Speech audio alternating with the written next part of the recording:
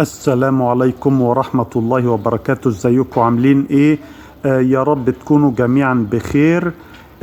في الفيديو السابق لأستاذنا الدكتور محمد منصور صاحب قناة الدكتور، كان اتكلم فيها عن طبيب حصل له إيقاف لمدة سنة، وقال ان تستاهلوا اللي بيجرى لكم، انكم تدعموا طبيب زي ده تسبب في إبعادكم عن الطب الحقيقي اللي ينقذ أرواح الكثير من الناس، والاتجاه لطب الأعشاب اللي هو غير مبني على الدليل.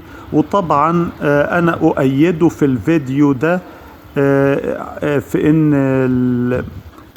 إن الناس لازم تتجه للطب المبني على الدليل، ولكنه قال كلام غريب جدا لما قال ان الناس في وطننا العربي بتعيش حاجة و50 سنة،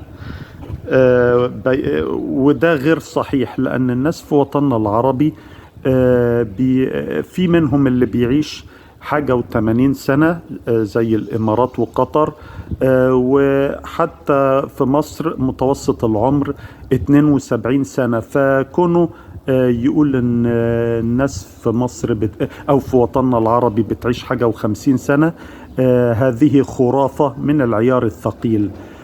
وبعد كده يقول بينما ان الناس في اليابان وامريكا وأوروبا وأستراليا بيعيشوا 100 و110 و120 سنة. في الواقع يا أخوانا متوسط العمر في اليابان وكوريا الجنوبية وإيطاليا وأسبانيا والنرويج وسويسرا هو الأعلى في العالم، وده بيوصل لحاجة و80 سنة، مش ل100 و110 و120 سنة. أما متوسط العمر في أمريكا يا دكتور مش 100 سنة ولا 110 سنة. أمريكا متوسط العمر فيها بيتراوح ما بين 72 سنة في ولاية الميسيسيبي إلى 78 سنة في ولاية أوهايو، وهي ولاية فاحشة الغلاء، مش أي حد يقدر يعيش فيها. إذا متوسط العمر في أمريكا ما بين 72 و78 سنة. متوسط العمر في مصر حاجة برضو 72 سنة. فإذا متوسط العمر، الفجوة بين متوسط العمر في أمريكا والدول العربية ما هياش واسعة. خليني بركز على أمريكا.